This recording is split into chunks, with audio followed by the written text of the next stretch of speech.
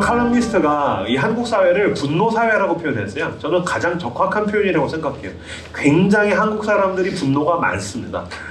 제가 봤을 때 한국 사람들이 가지고 있는 좁은 땅덩어리의 이 속도감이죠. 너무 빠르잖아요. 그러다가 보니까 서로 경쟁하고 누군가에게서 잘 보이려는 마음에 이렇게 뒤엉켜서 더 잘 분노하는 것 같아요. 그 뉴스에 보면은 댓글에 보면 온통 분노한 사람 천지입니다. 왜 이렇게 분노한 사람이 많을까요? 한국 사회가 분노 사회라는 것입니다. 분노는 죽음과 직접적으로 연관이 있습니다. 분노는 직접적으로 죽음과 연관이 있습니다. 의사들은 뭐라고 얘기하냐면은 분노는 심장질환에 굉장히 치명적인 겁니다. 실제로 저는 이제 다혈질이다가 보니까 고혈압약을 먹습니다. 실제로 이제 그게 건강과 연결이 되어 있는 것이죠. 선천적, 후천적이든. 그래서 이제 분노는 심장질환에 치명적이다. 또한 우리나라가 한국 사회가 한국 사회가 치안이 굉장히 좋은데 그럼에도 불구하고 일어나는 폭력이나 살인은 분노에 의한 게 굉장히 많습니다. 그러니까 분노는 사람들끼리 치고받고 누군가를 다치게 하고 죽게 하는 데 굉장히 직접적인 연관이 있다는 것입니다. 미국 듀크 대학교의 교수인 레드포드 윌리엄스라는 사람이 이렇게 얘기했습니다. 분노하면 일찍 죽는다. 그런데 분노를 꼭꼭 참으면 가슴이 터져 죽는다. 분노하면 일찍 죽는다. 근데 분노를 꾹꾹 참으면 가슴이 터져 죽는다는 것입니다. 그러면서 오늘 설교는 저와 여러분의 이야기이고 무엇보다 우리가 살고 죽는 것에 대한 이야기라고 볼 수 있을 것입니다. 분노 자체를 악하다라고 이야기할 수 없습니다. 오늘 성경에도 보시면은요, 26절에 보시면 분을 내어도 죄를 짓지 말며 분노와 화와 죄가 조금 별개라는 것입니다.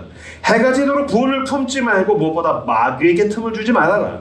그러니까 이 분노라는 감정 자체를 성경은 악하다라고 이야기하지 않습니다. 다만 그것을 악용하거나 그것이 악화되거나 그것이 악덕이 되도록 내버려두면 안 된다라고 지금 이야기하고 있다라는 것입니다.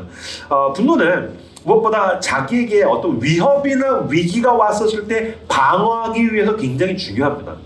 그래서 위기가 왔어요? 분노해야죠. 누군가가 내 것을 침범해요? 분노해야죠. 그리고 여러분 그거 아십니까? 부부싸움은 자연스러운 행위입니다. 특히 부부싸움은 서로를 알아가는 데에 굉장히 도움이 됩니다. 무슨 말이냐면 분노하지 않으면 서로를 알 수 없습니다. 남자가 이렇게 양말 벗어서 이렇게 뭉탱이라도 집어 던지죠. 여보 그렇게 하지 마. 펴. 또 합니다. 여보 그러지 마. 펴. 또 합니다. 그러지 말지! 그러면 알게 됩니다. 내 아내가 진짜 싫어하는 거구나. 그제서 알게 되는 겁니다. 그래서 여러분 부부싸움은 자연스러운 겁니다. 다만 이제 너무 분노하거나 너무 폭력적으로 가면 문제가 있죠. 그랬더니 또 어떤 청년이 와서 목사님 저는 결혼하면 안 싸우고 싶어요. 안 싸우는 부분은 없습니다. 그럼 꼭 그런 사람들끼리 션, 정혜영, 최수종, 하희라 그 사람들이 이상한 인간입니다. 이명규는 부부싸움을 합니다. 자연스러운 겁니다. 이거 왜냐면 나를 지키고 우리를 위협으로부터 막아주는데 문제는 이게 악덕으로 발전할 수 있다라는 것입니다. 성경에도 보면 분노한 사람들의 이야기가 나오죠. 양측이 다 있습니다. 선한 분노, 악한 분노 다 있습니다. 예를 들면 다윗의 분노. 골리앗을 향해서 싸우러 나가는 다윗의 분노는 선한 것입니다. 그럼 선한 분만 있습니까? 악한 분노가 있죠. 모세가 10계명을 집어 던졌습니다. 굉장한 사람이죠. 제가 봤을 때 분노 조절 장애라는 단어를 붙일 수 있는 가장 대표적인 사람은 모세입니다. 왜냐면은 10계명을 집어 던졌어요. 제가 이거 하면은 떠오르는 수치스러운 과거가 있는데 저는 부부싸움 할 때 뭘 집어 던진 기억이 있습니다. 제가 이런 얘기를 이야기한 건 자랑스러워서 그런 것이 아니라 난 다시는 그렇게 하고 싶지 않아서 저의 수치심을 오픈하는 것입니다. 저는 부부싸움 하다가 물건을 집어 던진 적이 있습니다. 근데 신혼 때 뭘 집어 던지려고 이렇게 딱 잡았는데 처음 던졌던 날 같은데 뭘 딱 잡았는데 뭘 잡았냐면은 그 맥북을 잡았어요. 근데 화가 이만큼 나는데 맥북을 뭐! 한 다음에 다시 필통을 잡았습니다. 그래서 필통 야! 그것도 죄죠. 이것도 굉장히 수치스러운 과거입니다. 근데 순간 이건 안 그래도 가난한데 비싼 건데? 그러니까 분노한 상태에서도 다른 걸 잡을 그게 있었다는 것이죠. 근데 모세가 어떻게 했다고 10계명을 집어던졌다고. 그러니까 대단한 인간인 겁니다. 그죠? 그 다음에 보면 이제 예수님이 분노하셨죠. 성전에 갔는데 사람들이 기도하는 집을 장사꾼들의 장사치로 만들어 보니까 예수님께서 분노하셨죠. 이건 또 거룩한 분노죠. 그러니까 분노는 선한 것과 악한 것이 양측이 다 있다고 볼 수 있습니다. 제가 분노를 그래서 가장 쉽게 두 가지로 나눠봤습니다. 첫 번째 객관적 분노, 두 번째는 주관적 분노입니다. 객관적 분노는 사회적 차원에서 분노한 겁니다. 누가 봐도 명백한 죄나 불의함에 대한 것, 그것에 대해서 분노한 거죠. 무엇보다 나와 관련 있는 것보다는 나랑 상관없는데 타인이랑 이웃에 대해서 분노하는 것을 객관적 분노라고 이야기할 수 있을 것입니다. 네, 주관적 분노가 있습니다. 개인적 차원에서 분노하는 거죠. 사람에 따라서 가치 판단이 다를 수 있는 거거든요. 여러분 그거 아십니까? 당신의 가치 판단은 당신에게나 옳은 겁니다. 주관적이라고요. 그러니까 그거는 내 배우자에게 강요할 수 있는 것도 아니고 자녀에게 강요할 수 있는 것도 아니고 무엇보다 이 교회에서 통용되는 게 아닙니다. 근데 우리는 개인적 차원에서 가치 판단이 다를 때 분노하죠. 그래서 나와 직접적 연관이 있는 것은 주관적 분노라고 이야기할 수 있습니다. 위에 있는 사회적 차원에서의 분노, 선한 분노, 뭐 거룩한 분노, 이거는 나중에 다루기로 하고, 아래에 있는 것, 개인적 차원에서 악덕이 되기 쉬운 가치 판단에 의한 주관적 분노에 대해서 오늘 함께 이야기를 나눠보도록 하겠습니다. 분노는 어디서 발생하는가? 주관적 층위에서 나의 삶에 대한 불만족과 외부의 위협에 대해서 발생합니다. 그러니까 주관적인 가치를 가지고서 사는데 누군가와 충돌하거든요. 그래서 당위의 세계라고 하죠. 마땅히 그래야 하는 세계와 내가 생각하는 이래야지라고 하는 당위의 세계와 실제 세계가 다를 때 분노합니다. 이렇게 해야지. 내가 가지고 있는 당위의 세계가 있어요. 근데 그 세계와 실제 세계가 충돌하고 다를 때에 거기서 분노합니다. 제일 쉽게 말씀드리면 그겁니다. 저들이 나한테 못 맞추거나 내가 저들에게 맞추기 힘들 때 분노합니다. 이제 쉽죠? 뭐 당위의 세계, 뭐 실제 세계 말은 어려운데 저들이 나한테 못 맞추거나 내가 저들한테 못 맞출 때 분노합니다. 첫 번째, 저들이 나한테 못 맞출 때 분노합니다. 그래서 여기 폭력성을 동원하든지 소리를 지르든지 눈을 막 세모꼴로 하든지 상관없습니다. 저들이 나에게 못 맞출 때 우리 이렇게 얘기해줘. 왜 땡땡을 이런 식으로 해? 뭐 이제 연인끼리, 부부끼리 왜 말을 그런 식으로 해? 내가 마땅히 일해야 한다는 것과 실제가 다를 때, 아니면 일할 때, 왜 일을 이런 식으로 해? 왜 정리를 이런 식으로 해? 왜 청소를 이런 식으로 해? 왜 행동을 이런 식으로 해? 내가 생각하는 마땅히 그래야 하는 세계와 실제 세계가 다르니까 분노하는 거죠. 나를 지키기 위해서. 왜 이것도 제대로 못해? 이게 뭐가 힘들어? 이렇게 하면 되잖아. 아니, 그건 당신의 주관적 기준입니다. 그 사람한테도 옳은 게 아니라고요. 근데 이거 못 맞춰? 왜 이걸 제대로 못해? 이렇게 하는 거죠. 그 다음에 이게 케이스로 가다가 보면 나중에 그 존재를 건들죠. 대체 너 뭐 하는 사람인데? 대체 당신 뭐 하는 사람인데? 그래서 저는 이런 류의 질문을 들을 때마다 굉장히 당황스럽게 돼요. 당신 뭐 하는 사람인데요? 목사인데요. 뭐라고 대답을 해야 될지 모르겠어요. 근데 뭔가 안 맞으니까 분노할 때 하는 말이죠. 그럼 저들이 나한테 못 맞출 때만 분노합니까? 아니요. 내가 저들에게 맞추기 힘들 때도 우리는 분노합니다. 반대로 왜 땡땡을 이런 식으로 해? 그럼 우리 뭐라고 하죠? 왜 나한테 이래라 저래라요? 그죠? 왜 땡땡을 이런 식으로 해? 오늘 아마 이제 오랜만에 교회 나오신 분은 교회 오랜만에 나왔는데 왜 설교를 이런 식으로 해? 그럼 저는 왜 나한테 이래라 저래라? 네가 목사하든지. 근데 분노할 수 있는 거죠. 그러면 내가 뭘 더 어떻게 해야 되는데? 내가 뭘 얼마나 더 해야 되는데? 이제 분노한 거죠. 내가 생각하는 당위의 세계와 저들의 실제 세계가 다를 때, 그러다가 보면 나도 존재로서 맞서게 되죠. 대체 당신 나 뭐로 보는 건데? 이런 이야기들을 하는 것이 바로 분노할 때에 쓰는 말이라는 것입니다. 우리는 분노할 때 내가 부당함을 당해서 내가 나를 지키기 위해서 분노한다고 생각하거든요. 맞습니다. 근데 여러분 그거 아십니까? 분노할 때 잘 생각해 보십시오. 강자에게는 분노를 못하고요. 약자에게 분노합니다.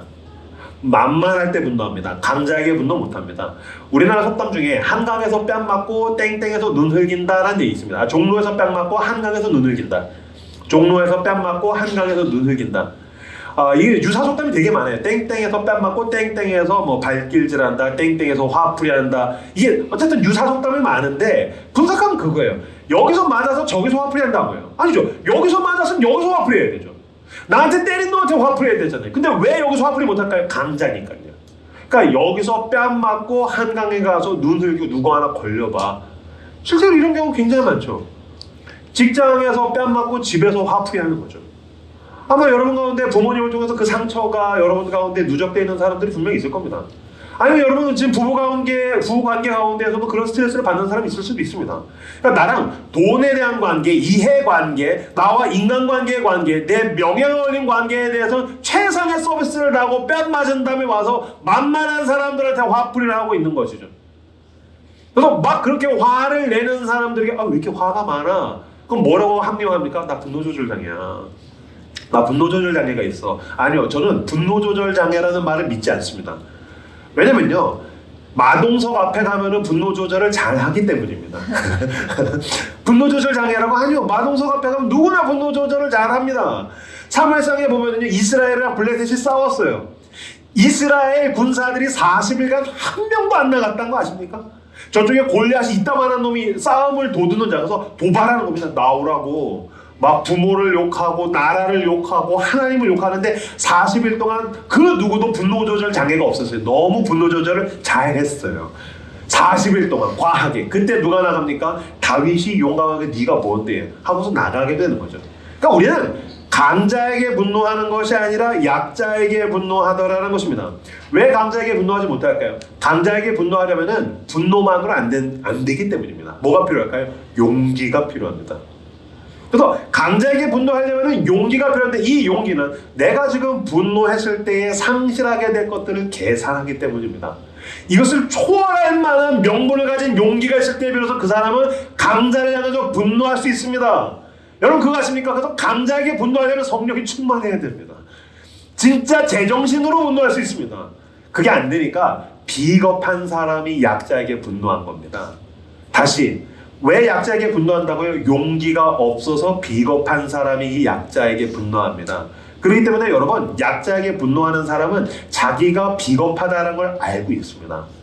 그래서 의식적으로 무의식적으로 약자에게 분노하지 않습니까? 그 데미지가 나에게도 그대로 옵니다. 왜냐면 내가 아는 겁니다. 내가 지금 만만해서 화를 내는 거지. 그래서 저도 집에서 가끔씩 아내나 아이들에게 화를 내면 제가 가장 수치스럽습니다. 너 세상에서 불의한 인간들, 돈 많은 사람들, 정치인들, 막 대단한 사람들한테 화 한마디도 못하고 깨갱하면서 너가 지금 집에서 만만해서 화내는 거지 라는 걸 제가 알고 있기 때문입니다. 그래서 화를 내면서 수치심이 느껴집니다. 근데 정작 화를 냈지 않습니까? 그 핑계를 뭐라고 해요? 얘네 때문이라고. 이 사람 때문에 내가 화낸다고 생각하죠. 그래서 분노가 사그라들고 나면 내가 분노한 대상과 냉담해집니다. 그래서 여러분 분노하고 나면 그 후가 더 문제입니다. 불이 식고 나면 얼어버립니다. 불이 식고 나면 따뜻해지는 게 아닙니다. 이 사람 때문에 내가 분노했다라는 핑계를 대다 보니까 그 사람과 더 냉담해집니다. 그래서 순간 거리가 더 멀어지는 것 같습니다.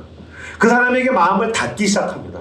그래서 분노하면 분노할수록 그 사람과의 관계가 더욱더 냉담해지게 되더라라는 것입니다. 그런 면에서 우리는 분노할 때에 처음에는 내가 나를 지키려고 그러는 거야. 내가 나를 방어하려고 하는 거야. 왜 우리 몸에도 보면 면역이라는 게 있잖아요. 면역 체계. 이게 나를 방어하기 위해서 있는데 나중에는 자가 면역 질환이라는 게 있습니다. 무슨 말이냐면 면역이 나를 공격합니다. 이 면역 체계가 나를 공격하는 겁니다. 마찬가지로 분노가 결국에는 나를 공격합니다. 그래서 분노가 나를 공격해서 나를 파괴하기 시작합니다. 세 가지를 파괴하게 됩니다. 첫 번째, 분노는 눈을 멀게 합니다. 분노는 눈을 멀게 합니다. 제가 어디서 봤던 글인데 어떤 노인분이 지하철을 탔다는 거예요. 지하철을 탔는데 이 노인분이 안 그래도 허리도 아프고 다리도 아픈데 자리에 앉고 싶어서 자리 봤더니 의자가 없는 거죠. 그래서 노약자석에 갔는데 웬걸 새파랗게 젊은 남자 청년 하나가 노약자석에 앉아있더라는 거예요. 그래가지고 순간 그걸 보고서 이 영감님이 분노합니다. 마땅히 그래야 한다고 하는 자기 세계와 실제 세계가 충돌하는 거죠. 아니 이런 버릇없는 싸가지 없는. 그때부터 여러분 그거 아시죠? 분노하면 무조건 내가 옳다라는 것을. 좋았어. 내가 정의를 구현하겠어. 어디 젊은 놈이 지하철에 노약자석에 앉아있어! 하면서 막 소리 질렀다는 거예요. 마치 지하철에 있는 모든 사람 들으라는 듯이. 내가 정의를 지금 구현하고 있는 것을 보라는 듯이 막 젊은이에게 막 소리 질러 당장 꺼져! 당장 나가! 그랬던 거예요. 그래서 이 젊은이가 노약자석에서 일어나서 옆자리로 막 가는데 한쪽 다리를 쩔뚝거리는 장애인이었다는 것이죠. 그때서야 사람들이 무슨 일이죠? 왜 영감님이 소리를 지르지 하고 봤는데 장애인이 쩔뚝거리면서 가니까 영감님한테 어이구 하면서 경멸의 눈빛을 보내더라는 겁니다. 여러분 분노는 눈을 멀게 합니다. 분노는 내가 뭔가를 정확하게 보지 못하게 만듭니다. 분노는 내가 무조건 옳다라고 이야기하기 때문에 사리분별을 제대로 하지 못하게 만들더라는 것입니다. 분노는 정리되지 않은 감정이고 이것은 매우 많은 순간에 틀립니다. 이것을 우리는 함께 인정해야 될 것입니다. 결국에 이게 나를 파괴한다는 것이죠. 두 번째, 분노는 이성을 잃게 합니다. 분노는 이성을 잃게 합니다.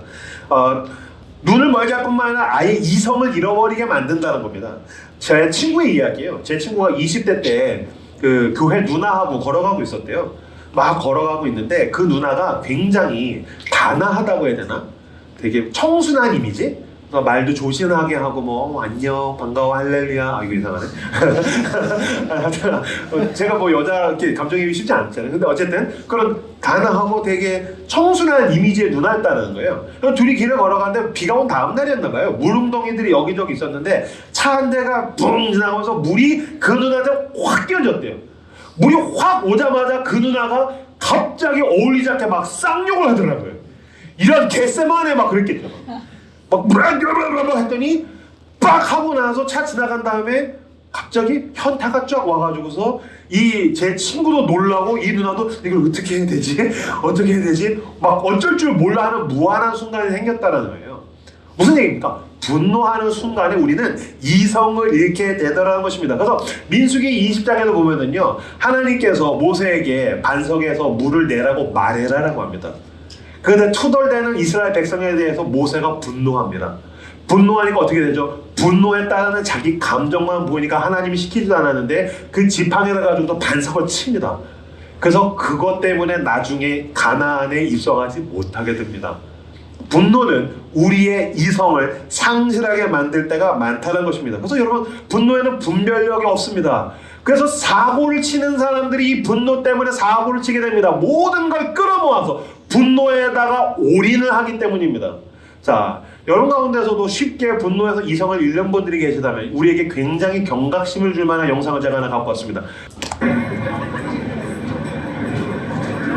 지금 둘이 시비가 붙었는데 이 흑인이 굉장히 격렬하게 분노하고 있고 빨간 친구는 가운데서 말리고 있고 이 친구는 여유로운 표정으로 지금 응대하고 있습니다. 내가 피해야겠다라고 지금 피하고 있죠. 설명을 드리자면은 지금 흑인이 굉장히 격렬하게 분노를 쏟아내고 있는 어떤 면에서 봤었을 때 호구처럼 보이는 이 파란 모자의 사람은 로드리게스라는 사람입니다. 이 로드리게스라는 이 사람은 어떤 사람이냐면 멕시코의 헤비급 권투 챔피언입니다. 미사엘 로드리게스, 무패 전적의 멕시코에서 가장 권투를 잘하는 복싱 챔피언입니다. 지금 이 흑인이 분노하고 있죠. 틀어주십시오. 지금 빨간 사람이 이 흑인을 말리고 있죠. 이 빨간 사람은 예수 그리스도입니다. 이 흑인을 지금 죄와 사망으로부터 구원하고 있는 것입니다. 만약에 이 흑인이 분노해서 모든 이성을 잃고 넌 죽었어, 내가 이길 수 있어, 그래서 만약에 미사엘 로드리게스에게 펀치를 한 방 만약에 먹였다고 생각해 보시죠. 넌 죽었어, 에잇, 나도 동네에서 싸움 좀 해, 에잇 하고 눈 뜨면 예수님 주님 여기가 천국인가요? 지옥인가요? 그죠? 미사엘 로드리게스 14승 무패 복싱 헤비급 챔피언 앞에서 지금 그는 용감하게 분노하고 있습니다. 분노는 단기간 안에 나를 망칠 수 있는 파괴력을 가지고 있습니다. 분노는 가장 짧은 시간 안에 나를 파괴할 수 있는 망치는 힘이라는 것입니다. 여러분, 분노해서 그냥 쌍욕 한 번 하는 수준이면 다행입니다. 관계 가운데에서 분노 때문에 망치는 일들, 분노 때문에 이혼하고, 분노 때문에 계약을 마무리 짓게 되고, 분노 때문에 내가 공들어서 쌓은 탑을 순식간에 자기 손으로 무너뜨린 것들을 수도 없이 보게 됩니다. 분노는 가장 짧은 시간에 나를 망치는 힘입니다. 그 결과는 끔찍한 비극으로 결말을 짓게 되더라는 것입니다. 3번, 분노에는 비용이 많이 듭니다. 요새 보니까 지랄 비용이라는 얘기도 하더라고요. 분노에는 굉장한 비용이 듭니다. 아마 여러분 가운데 분명히 여기 있습니다. 분노를 못 참고 연인끼리 싸움을 하다가 또는 집에서 화가 나가지고서 핸드폰을 집어 던져서 액정이 박살나거나 핸드폰이 박살났는데 여기서 지금 표정을 어쩔 줄 몰라하는 누군가 분명히 있을 것입니다. 분노는 굉장히 많은 비용이 듭니다. 저는 아내와 지내면서 13년 차 넘어가면서 분노가 올라올 때 많이 참는 법을 배웠습니다. 특히 참을 때에 도움이 되는 건 뭐냐면 이 분노에는 굉장한 코스트, 비용이 든다는 것을 우리들이 체험적으로 알았기 때문입니다. 우리는 분노해서 여행을 날린 적이 있습니다. 우리는 분노해서 외식을 날린 적이 있습니다. 분노해서 무엇보다 정서적으로 소비한 적은 수도 없이 많습니다. 분노는 굉장히 많은 소모 비용이 드는 행위라는 것을 우리들은 알아야 됩니다. 당신은 분노하지 않았다면 그 말을 하지 않았을 것입니다. 아마 여러분 가운데 부모님의 분노와 학대에 대해서 받은 상처가 여전히 여러분의 자존감에 치명적인 어려움으로 작용하고 있는 사람들이 분명히 있을 것입니다. 그렇죠? 아이들을 잘 자라게 하는 것은 쉬운데 순식간에 무너뜨리는 건 짧은 분노면 됩니다. 순간의 분노면 됩니다. 분노에는 굉장히 큰 소모 비용이 든다는 사실을 우리들이 알 필요가 있다는 것입니다. 왜 요새 길에서 차 사고 나면 직접 해결하시나요? 아니죠. 보험 부릅니다. 그렇죠? 꽝 부딪혀요. 아무리 화가 나도 뭐 소리를 지를 수도 있겠지만 그냥 보험 부르는 게 최고입니다. 마찬가지로 여러분, 분노가 올라올 때는 당신의 심판관이신 하나님을 불러야 됩니다. 차 사고가 났을 때 보험사를 부르듯이 우리가 분노를 어쩔 줄 몰라 할 땐 당신은 당신의 심판관이신 하나님을 부르셔야 됩니다. 마찬가지로 이렇게 분노에 대해서 비용이 많이 들고 분노는 우리의 이성을 잃게 하고 분노는 우리의 눈을 멀게 하는데 이런 가운데에서 우리가 이 분노를 어떻게 다스릴 것인가, 제가 4가지 C로 요약을 해가지고 가지고 왔습니다. 분노했을 때 우리가 어떻게 분노를 다스릴 것인가, 이 4가지로 C로 제가 정리를 해서 가지고 왔습니다. 자, 첫 번째 C, 카운트입니다. 카운트는 무엇입니까? 시간이 필요하다는 것입니다.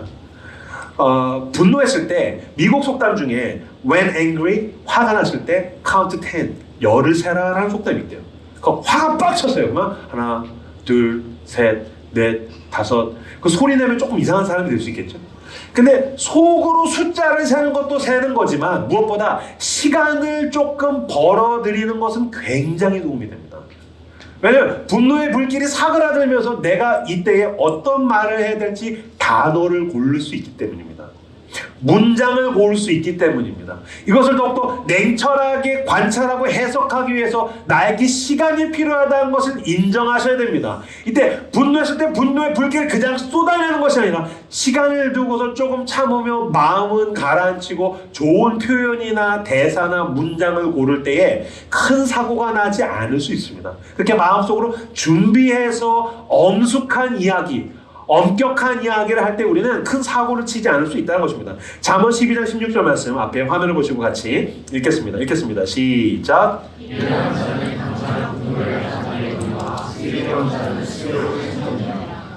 미련한 자는 당장 분노를 나타내거니와. 아까 그 흑인, 넌 죽었어! 누가 죽어요? 앞에가 미사일 로드리게스 때. 미련한 자는 당장 분노를 나타내거니와 슬기로운 자는 수욕을 참느니라. 이거는 무조건 분노하지 말라는 얘기가 아닙니다. 무조건 참으라는 얘기가 아닙니다. 시간을 두고도 더욱더 침착하고 냉정하게 대처할 필요가 있다는 것입니다. 자, 두 번째 C는 카운셀입니다. 카운셀은 뭐냐면요, 누군가와 충돌했을 때 그 사람 입장에서 옹호해줄 필요가 있다는 것입니다. 난 지금 분노하면 오직 철저하게 분노 입장에서 모든 걸 바라보거든요. 그때 생각을 전환하는 것입니다. 그래서 그 사람 입장에서 그 사람을 변호하고 다른 상황에서 다른 사람들을 옹호하다가 보면 내 분노의 게이지가 떨어지기 시작하더라는 겁니다. 저 실제로 이런 것들을 여러 번 경험했습니다. 몇 년 전에 택배가 다른 집으로 간 적이 있어요. 저희 집이 1차인데 2차 아파트 저희 집 주소로 갔어요. 그래서 토요일이었는데 택배가 안 오는 거예요. 그래서 전화했더니 택배 기사가 죄송하다고 2차로 갔다는 거예요.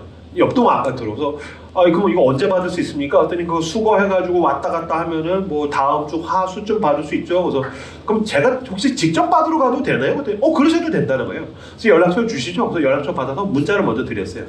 이게 택배가 잘못 갔대요. 제가 전화 한번 드리겠습니다. 전화해서 안녕하세요. 저는 여기 1차에 사는 사람인데요. 택배가 잘못 갔대요. 제가 이따 받으러 가도 될까요? 예, 알겠습니다. 그럼 몇 시에 가겠습니다. 그리고 가서 아파트 현관 이렇게 벨을 눌렀더니 이제 현관을 열어주셨어요. 아파트 현관을. 그래서 엘리베이터를 타고서 5층으로 올라가가지고서 그 아파트 집 현관 벨을 띵동 눌렀어요. 근데 제 머릿속에는 아주머니가 나오시면은 저는 택배를 받고 이제 이거를 몰래 오시니까 숨겨서 아내 모르게 가서 입어야지. 이제 그런 상상들을 하면서 택배를 받아야지. 이제 그런 생각을 하면서 이렇게 막 있는데 갑자기 아저씨가 나오시는데 어마어마한 쌍욕이 현관문을 뚫고 들리는 거예요. 토요일인데 이런 뭐 겟세마네 동산에 이 십자가의 원수를 묻어버릴까 보다 막 쌍욕, 엄청난 쌍욕. 진짜 제가 어디서 듣기 쉽지 않은 그런 쌍욕을 하면서 쭉 현관문 쪽으로 누군가 다가오는 게 들리는 거예요. 근데 현관문을 탁 열더니 툭 던지더니 문을 닫는 거예요. 그래서 제 택배가 여기 팍 떨어졌어요. 이게 뭐지? 내가 왜 이런 쌍욕을 들어야 되지? 내가 왜 이런 취급을 당해야 되지? 내가 이 사람한테 잘못한 게 뭐지? 그래서 제가 그 택배를 이렇게 주워서 들었는데 파이어! 분노 게이지가 이제 와 올라오면서 머릿속에서 형규야 무장을 해제, 네 안에 있는 헐크를 출현시켜. 좋았어 형규야, 우선 현관문을 발로 차. 발로 꽝 차고 문을 덜컹덜컹하고 띵동띵동띵동 해서 나오면은 막 소리를 지르고 너 죽여버릴 거 너 뭐라 했어? 싸우자 형규야, 싸우자, 파이트! 으아! 분노하자! 가서 현관문을 발로 차는데 주워서 엘리베이터를 누르고 기다리는 내내 형규야 가서 현관문을 발로 차. 현관문을 발로 차. 계속 분노하는 거예요. 엘리베이터에 탔는데도 가서 아니야 다시 올라가서 현관문을 발로 차. 그리고 배를 눌러 나오라고 해. 죽여버린다 너 소리를 질러. 그래서 나왔는데 만약에 마동석 같은 분 나오면 그때 가서 죄송하다고 사과하면 돼. 가서 현관문을 발로 차. 막 분노를 어쩔 줄 몰라 하고 막 울그락불그락 하고 있는데 순간 택배를 딱 봤는데 어떤 생각이 들었냐면 이런 생각이 들었어요. 아, 택배 기사는 이런 일을 매일 당할 수도 있겠구나. 카운셀이죠. 다른 사람 입장에서 옹호하는 거죠. 아, 어쩌면 택배 기사는 이런 일들을 매일 당할 수도 있겠구나. 그러고 나더니 또 다른 생각이 들었어요. 아, 형규야, 그럼 너는 늘 누군가에게 리스펙을 받아야 돼? 넌 교회에서 충분히 존경을 받잖아. 넌 목사로서 늘 존중받잖아. 그러니까 너는 이런 일을 아예 당하면 안 되는 사람인 거야? 이런 택배 기사님들은 늘 이런 일들을 아무렇지 않게 넘기면서 너가 그동안 택배를 받은 거야. 그 생각이 되자마자 제 화의 게이지가 쫙 떨어지기 시작했어요. 아, 그렇구나. 난 이후로 택배 기사님들한테 인사도 잘하고 친절하게 대해줘야겠다. 어쩌면 그 사람은 이런 쌍욕을 늘 듣는 사람들의 속에 있다가 보니까 이게 자연스럽게 몸에 밴 것일 수도 있겠다. 카운셀이죠. 내 분노로부터 생각을 전환해서 다른 사람들을 옹호하고 변호하다가 보면 내 화의 게이지가 떨어질 수 있다는 것입니다. 여러분 왜 그럴 때 있죠? 아, 내 아내는 왜 이러지? 내 아내가 나한테 왜 이러지? 반대로 생각해보세요. 내 아내는 나한테 그렇게 하면 왜 안 되는데요? 이 사람 우리 교회에서 이 사람 나한테 왜 이러지? 그 사람이 우리 교회에서 나한테 그러면 왜 안 되는데? 그러니까 반대 의견을 가지고서 옹호하고 변호하다가 보면은 오히려 나의 분노의 출구를 보게 될 것입니다. 나의 분노의 원인들을 더 자세하게 보게 될 수 있을 거라는 것입니다. 자, 세 번째 C는 컨트롤입니다. 컨트롤. 분노를 다스려야 됩니다. 네, 여러분, 분노를 막 다스릴 수 있는 사람이 누가 있겠습니까? 저도 아까 읽었던 구절, 분을 내어도 죄를 짓지 말며 해가 지도록 분을 품지 말고 마귀에게 틈을 주지 마라. 저도 하고 싶어요. 근데 이거는 분노하지 말라는 얘기가 아닙니다. 더 쉽게 적용할 수 있게 말씀드리겠습니다. 작은 일에는 작게 화내십시오. 작은 일에는 작게 분노하셔야 됩니다. 저는 불멍을 굉장히 좋아합니다. 캠핑 같은 거 가면 불멍 되게 좋아해요. 그럼 화로대가 있죠. 거기 불이 막 타고 있죠. 그럼 우리 딸들이 또 이제 불장난 좋아하니까 거기다가 나무 강목을 계속 넣어요. 그러다 보면 어느 순간에 화로대는 요만한데 막 캠프파이어 수준의 불이 막 날 때가 있어요. 그럼 제가 뭐라고 할까요? 멈춰. 그만. 이제 불을 좀 죽여야 돼. 왜요? 이 화로대로부터 넘치면 산불이 나는 겁니다. 그건 불멍이 아닙니다. 재앙, 화재가 일어나는 겁니다. 마찬가지로 여러분, 여러분의 그릇 안에 분노가 담겨 있어야 됩니다. 그래서 작은 일에는 작게 분노하셔야 됩니다. 우리나라에서 화내다 이 화가 불화자입니다. 그래서 여러분들은 가정에서는 작게 화내셔야 됩니다. 여러분들이 연인끼리 부부끼리 또는 부모 자녀 사이에서 여러분들이 화냈을 때 과연 그게 그 정도로 화낼 일입니까? 여기 신혼부부들 그게 그렇게까지 화나는 일입니까? 아니요. 대충 엄격한 표정으로 이거 이렇게 해줬으면 좋겠어 라고 표현해도 다 알아듣습니다. 제가 애들 키워보니까 막 무서운 표정으로 잡아 먹을 듯이 분노하는 거나 은유라, 로우나, 아빠는 이거 싫어하는 행동이야. 아빠는 너가 이렇게 했으면 좋겠어. 다 알아듣습니다. 효과는 똑같습니다. 다만 내가 분풀이하고 화풀이하는 것입니다. 컨트롤, 작은 일에는 작게 화내는 것이 필요합니다. 이것을 위해서 여러분, 화를 감정으로 쏟아내는, 넘버벌 랭귀지로 쏟아내는 것이 아니라 언어로 표현하는 연습을 하시는 건 굉장히 도움이 됩니다. 넘겨주시죠.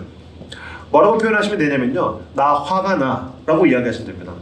너가 이렇게 해서 나 화가 나, 당신이 이렇게 해서 나 지금 화가 납니다 라고 이야기하면 됩니다.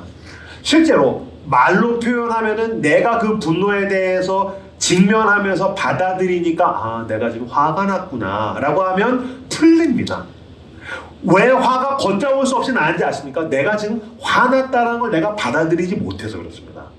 내가 지금 화난 상태라는 걸 내가 인정하지 못하기 때문입니다. 근데 나 지금 당신이 이렇게 해서 이렇게 말해서 나 지금 화가 나려고 그래.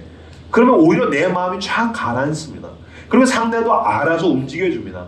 그리고 나 그래서 지금 마음이 힘들어. 또는 나 듣고 싶은 말이 있는데 해줄 수 있어? 나 원하는 행동이 있는데 이렇게 해줬으면 좋겠어 라고 직접적으로 표현하면은 이 대사와 말만 가지고서도 나는 소기의 목적을 달성할 수 있더라라는 것입니다. 무엇보다 이 세 가지 C, 첫 번째는 count, 두 번째는 counsel, 세 번째 control, 이거보다 더 중요한 것은 네 번째입니다. Christ입니다. 분노가 걷잡을 수 없이 나거든 예수 그리스도의 십자가 가운데로 나아가십시오. 이사야서 53장 1절에서 7절 말씀 같이 한 목소리로 읽도록 하겠습니다. 같이 읽겠습니다. 시작. 우리가 정한 조직과 이겼느냐 여호와의 날이 그에게 나타났느냐 그는 주 앞에서 자연을 일어난 숨같고 아련에서 물이 같아서 고운 모양도 없고 문제도 없은즉 우리가 보기에 분노할 만한 아름다운 것이 없도다. 그는 멸시를 받아 사람들에게 버림받았으며 간구를 많이 겪었으며 실고를 하는 사람 다시 사람들이 그에게서 얼굴을 가리는 것 같이 멸시를 당하였고 우리도 그를 귀히 여기지 아니하였도다.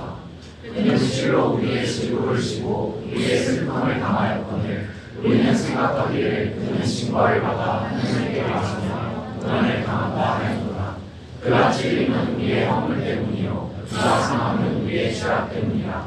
그가 징계를 받음으로 우리는 평화를 누리고 그가 채찍에 맞음으로 우리가 마음을 받았도다. 우리는 그가 양 같아서 그를 행하여 각기 제 길로 갔거늘 여호와께서는 우리 모두의 죄악을 그에게 감당시키셨도다. 그가 곤욕을 당하여 괴로울 때에도 그의 입을 열지 아니하였으며 마치 도수장으로 끌려가는 어린 양과 털 깎는 자 앞에서 잠잠한 양같이 그의 입을 열지 아니하였도다. 아멘. 우리는 무릇 양 같아서 다 그를 행하여 각기 제 길로 갔거늘 그를 멸시하고 미워하고 무시하고. 여러분 무시당하면 화나시죠? 여러분 예수 그리스도는 당신에게 무시당하셨습니다. 여러분 멸시당하시면 누군가가 당신을 막 하찮게 여기면 화나시죠? 저도 분노합니다. 나는 누군가가 나에게 부당한 대우를 한 건 난 참지 못합니다. 나는 화를 내는 사람입니다. 나는 분노합니다. 그렇다면 여러분 예수 그리스도는 십자가를 향해서 가면서 우리 모두에게 분노하셨어야 됩니다. 내가 왜 너에게 이런 취급을 당해야 된단 말이냐. 아니요, 그는 오늘도 우리에게 분노하셔야 됩니다. 너는 나를 주인이라고 고백하면서 너는 왜 나를 무시하느냐, 멸시하느냐, 너에게 나는 무엇이냐라고 하나님 우리에게 불같이 화를 내셔야 됩니다. 그러나 모두에게 화를 내도 정당하신 예수 그리스도는 참으셨습니다. 실제로 보시면 그가 곤욕을 당하여 괴로울 때도 그의 입을 열지 아니하였으며 마치 도수장으로 끌려가는 어린 양과 털 깎는 자 앞에서 잠잠한 양같이 그의 입을 열지 아니하였도다. 그는 당하시면서 고통을 당하시면서 분노하기보다는 침묵하셨다는 것입니다. 순순하게 자기가 끌려갈 수 있도록 내어주었다는 것입니다. 여러분 내가 당한 것이 부당하다면 예수 그리스도는 가장 부당한 일을 당하셨습니다. 내가 이 일에 대해서 분노해야 된다면 예수 그리스도는 가장 분노하셔야 마땅하신 분이십니다.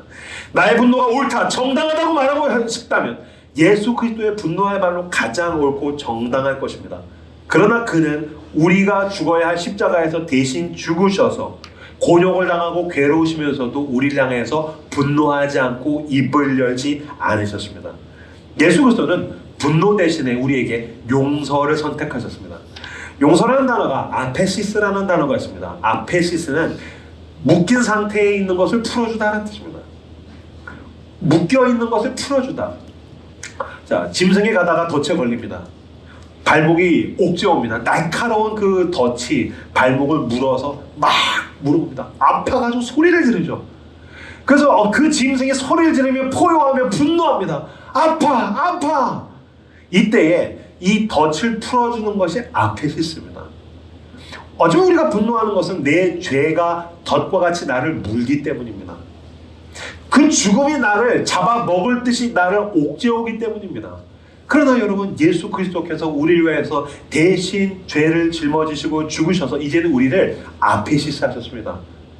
우리를 그 함정에서, 그 덫에서 우리를 풀어주셨습니다. 우리를 자유케 하셨습니다. 우리를 해방하셨습니다. 그러므로 우리 이제 더 이상 누구에게 분노하기보다 아페시스, 주께서 나를 자유하게 하셨으니 나도 너를 자유하게 하겠다. 서로가 서로에게 사랑과 인내로 아페시스 하시는 저런들 다 되시기를 주님의 이름으로 축복합니다. 수단 출신, 아프리카 수단 출신으로서 아프리카 최초의 성녀가 된 바키타 수녀가 있어요. 카톨릭에 1869년에 9살의 나이로 노예로 팔려가게 됩니다. 노예로 팔려가가지고 노예 상인을 여기저기 노예 상인에 끌려다니면서 노예로 지내면서 나중에 너무 선한 이탈리아 사람을 주인으로 만나서 이탈리아에 가게 될 때쯤에 온몸에 칼자국만 100개였었다는 거예요. 채찍, 멍 이런 거 말고 칼자국만 100개였었다는 거예요. 그러니까 엄청난 학대를 받은 거죠. 그러니까 그녀의 삶은 고통으로 완전히 짓눌려져 있다. 완전히 그냥 범벅이 되었다고 이야기할 수 있을 것입니다. 이른바 바키타가 뭐냐면 넌 운 좋은 녀석이야 라는 뜻이랍니다. 그러니까 그 노예 상인이 그렇게 얘기해요. 넌 운이 좋은 놈이야. 넌 나 같은 노예 주인을 만났지. 그래 놓고 칼로 찌르는 겁니다. 찌르면서 뭐라고 했을까요? 너가 문제라서 내가 너한테 이러는 거야. 너 때문에 내가 힘들어가지고 이러는 거야. 그러니 나의 분노는 오라. 이 폭력은 오라. 내가 너한테 하는 모든 말은 오라. 그러면서 채찍질하고 때리고 칼로 찌른 것입니다. 어쩌면 여러분, 사랑하는 여러분, 우리가 서로에게 그러지 않습니까? 너가 날 화나게 해서 내가 지금 너한테 화내는 거야. 너 때문에 내가 지금 힘드니까 내가 내 정당한 이 분노는 오라. 칼로 찌르고 말로 찌르고 채찍질하고 후드로 패고 싶고 그렇게 분노하면서 자기 정당화하는 거 아닙니까? 이 바키타라는 이 여성 아이는 좋은 이탈리아 주인을 만나서 이탈리아 가게 돼서 수녀원에서 선생님으로 자라게 됩니다. 선생님으로 자라는 가운데에 그 수녀원에서 예수 그리스도를 만나고 자신의 삶을 그리스도께 내어드려서 아페시스 됩니다. 영혼만 구원을 받은 것이 아닙니다. 내 삶에 있었던 모든 가해자와 폭력과 그 상처들에 대해서 그녀는 아페시스, 자유로워지게 됩니다.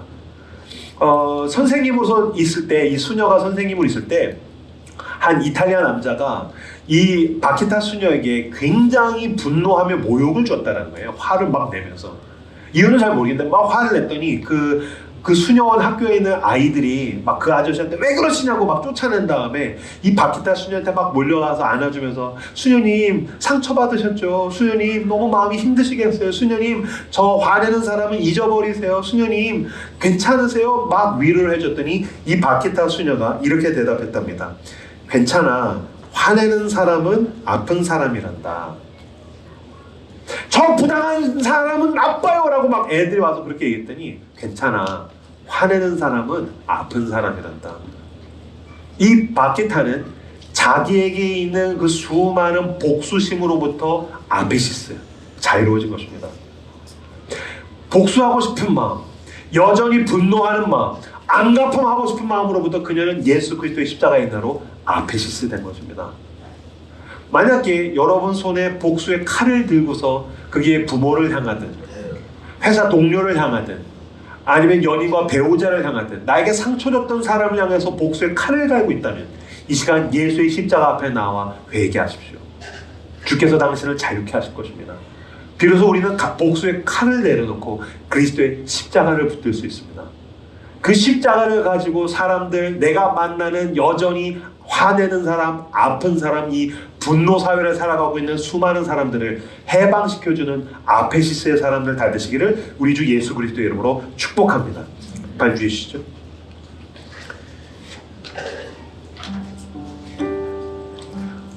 이 시간 함께 우리에게 주신 말씀 붙들고 기도하기 원합니다. 주님, 내가 분노했던 날들에 대해서 복수의 칼을 들고서 기회만 주어지면 내가 분노할 거야. 때때로 어떤 사람들은 그 사람을 파괴하고 싶고 때때로는 그 분노로 나를 파괴하고 싶고 모든 걸 파괴하고 싶어 하고 있다면 이 시간 그리스도의 십자가 앞으로 나아가십시오. 주께서 당신을 사랑하시고 그 사랑이 당신을 구원합니다. 당신은 그리스도의 십자가의 사랑에서 아페시스 된 사람입니다. 자유케 되었습니다. 그 십자가를 붙들고 복수의 칼을 내려놓고 이제 주여 나도 내가 만나는 사람들을 자유케 하고 평안하게 하는 사람이 되겠다라고 오늘 우리에게 주신 말씀 붙들고 함께 기도하며 하나님 앞에 나아가도록 하겠습니다. 기도합시다.